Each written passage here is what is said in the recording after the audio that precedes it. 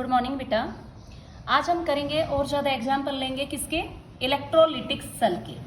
तो aqueous copper bromide अगर हमें दिया गया है तो हम क्या करेंगे, यहाँ पे इलेक्ट्रोलिटिक सेल के लिए कंटेनर लेंगे बेटा।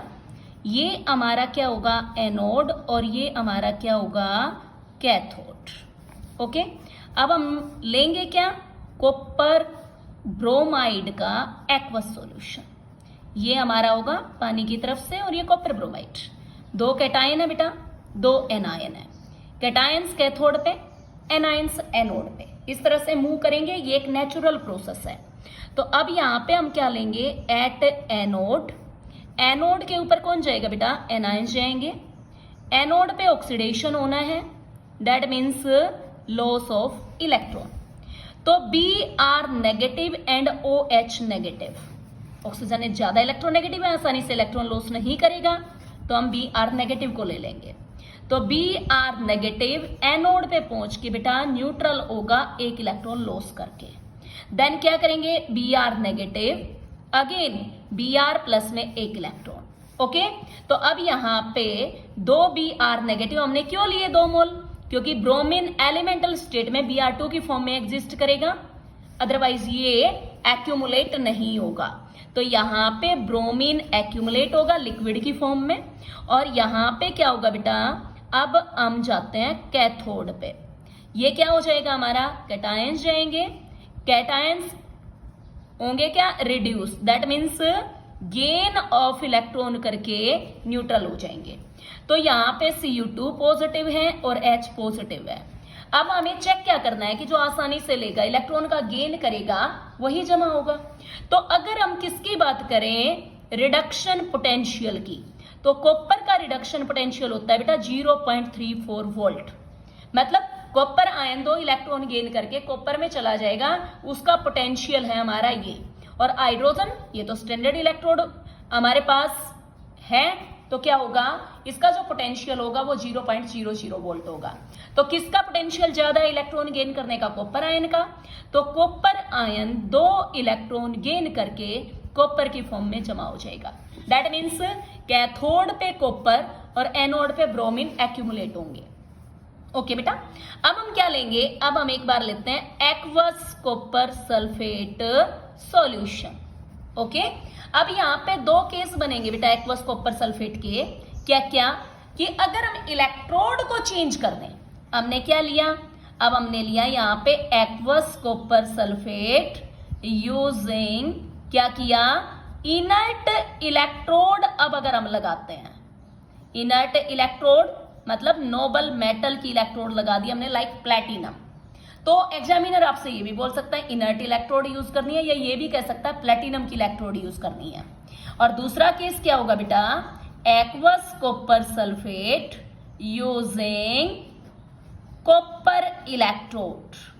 दैट मीन्स उसी मेटल का हमारा सॉल्यूशन है और उसी मेटल का हमने इलेक्ट्रोड यूज कर रखे हैं बेटा। तो देखते हैं क्या क्या डिफरेंस होगा इसमें। तो यहां पे क्या होगा बेटा, aqueous copper sulphate using inert electrode. हमने इनर्ट इलेक्ट्रोड यूज की हैं लाइक प्लेटिनम। तो हम किस तरह से इसका इलेक्ट्रोलाइसिस करवाएंगे, हमने क्या लिया बेटा, यहाँ पे ये होगा हमारा एनोड, ये होगा हमारा कैथोड, दोनों प्लेटिनम से बने हुए हैं। ओके, और हमने यहाँ पे क्या लिया, Cu2 positive, SO4 2 negative, H positive, OH negative. ये कॉपर सल्फेट के डिसोसिएशन से, ये वाटर के डिसोसिएशन से। अब कैटायंस हमारे जाएंगे कैथोड पे, एनायंस हमारे जाएंगे एनोड पे। तो अब क्या करेंगे बेटा, एट एनोड, एनोड के ऊपर हमारा कौन जाएगा, एनायंस। एनोड पे होगा oxidation, that means loss of electron. तो यहाँ पे SO4 2 negative and OH negative attract होंगे, लेकिन इसमें 4 इलेक्ट्रोनेगेटिव ऑक्सीजन है और इसमें एक ही है, तो आसानी से इलेक्ट्रॉन का लॉस करेगा OH नेगेटिव। तो हम क्या करेंगे, OH नेगेटिव, OH प्लस में एक इलेक्ट्रॉन। अब ये तो कुछ नहीं बना, ये तो एग्जिस्ट ही नहीं करेगा। हमने क्या किया बेटा, OH नेगेटिव लिया, OH प्लस में एक इलेक्ट्रॉन फिर से, तो ये क्या बन जाएगा, ये हमारा बन जाएगा H2O, लेकिन अकेला ऑक्सीजन बचेगा, नेसेंट ऑक्सीजन जिसको बोल लेंगे, एग्जिस्ट नहीं करेगा। अब हम तीसरा मॉलिक्यूल लेंगे OH प्लस में एक इलेक्ट्रॉन, और चौथा OH नेगेटिव लिया, OH प्लस में एक इलेक्ट्रॉन। दैट मीन्स हमारे पास क्या आया, 4 OH नेगेटिव, 4 OH और 4 इलेक्ट्रॉन। अब ये जो हमारे पास 4 OH बनेंगे बेटा, ये हमारे क्या बनेंगे, देखो न्यूट्रल है, ये हमारा बन गया H2O, ये हमारा क्या बन गया बेटा H2O, दैट मीन्स, और ये बन जाएगा O2।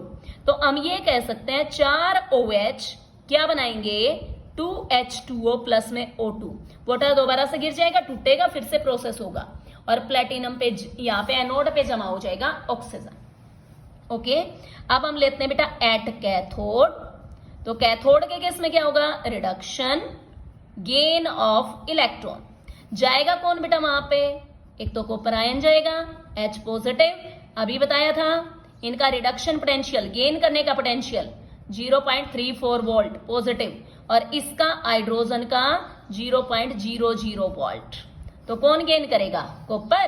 तो क्या हो जाएगा, कॉपर 2 पॉजिटिव, 2 इलेक्ट्रॉन गेन करके कॉपर, ये तो 2 इलेक्ट्रॉन हुए बेटा, उसने तो 4 छोड़े थे, तो अब हम इसकी डबलिंग कर देंगे, 2 कॉपर आयन 4 इलेक्ट्रॉन लेके 2 कॉपर के मोल क्या हो जाएंगे, यहां जमा हो जाएंगे। तो अब एक बार ध्यान से देखो, इस रिएक्शन में प्लेटिनम का कहीं कोई जिक्र नहीं है कि प्लेटिनम ने इलेक्ट्रॉन गेन किए या लॉस किए। ओके बेटा, तो इनर्ट इलेक्ट्रोड हमने यूज की यहां पे। अब हम एक एग्जांपल लेते हैं किसका, अगर मान लो हमारे पास क्या होगा, एक्वस कॉपर सल्फेट, और यूज क्या करें बेटा, using copper electrode. That means जिस मेटल का सॉल्यूशन है उसी मेटल की इलेक्ट्रोड लगा दी बेटा अब की बार हमने। तो यहां पे क्या होगा, देखो ध्यान से देखना, थोड़ा सा नोटिस करना, ये ले लिया बेटा हमने एनोड, और जो कैथोड है वो हमने बिल्कुल थिन प्लेट की फॉर्म में ली है। तो ये हमारा क्या हो जाएगा, कैथोड। हाँ, बने दोनों इलेक्ट्रोड जो है वो कॉपर के हैं।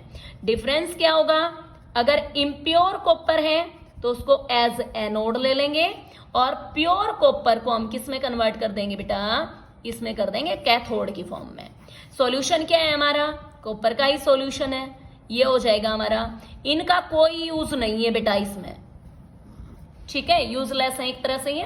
तो अब क्या करेंगे बेटा, जो अर्थ के क्रस्ट से इम्प्योर कॉपर हमारा निकलता है उसको हमने एनोड मान लिया, और जो प्योर कॉपर है उसको हमने कैथोड बोल दिया। तो अब होगा क्या बेटा, देखो उसी मेटल की इलेक्ट्रोड है और उसी मेटल का सॉल्यूशन है, तो ये जो कॉपर की इलेक्ट्रोड है ये भी पार्टिसिपेशन करेंगे बेटा रिएक्शन के अंदर। तो अब हम बोलेंगे एट एनोड। देखो बेटा ये इम्प्योर है, इसके ऊपर जमा तो कोई हो नहीं सकता है, तो क्या होगा, ये तो क्या होगा, मेल्ट ओ के नीचे आएगा। अब तुम्हें ये एरो याद रखना है, एनोड के ऊपर क्या होगा, ये नहीं कहेंगे कि एनाइज जाएंगे, क्योंकि इसके ऊपर तो जमा हो ही नहीं सकता, ये तो इम्प्योर है। तो ऑक्सीडेशन, और ये हमारा क्या होगा, लॉस ऑफ इलेक्ट्रॉन। तो कॉपर जो है इम्प्योर एनोड पे से 2 इलेक्ट्रॉन का लॉस करके ये बना लेगा। अब जो 2 इलेक्ट्रॉन है वो इस तरह से क्या हो जाएंगे, इलेक्ट्रोड को मिल जाएंगे।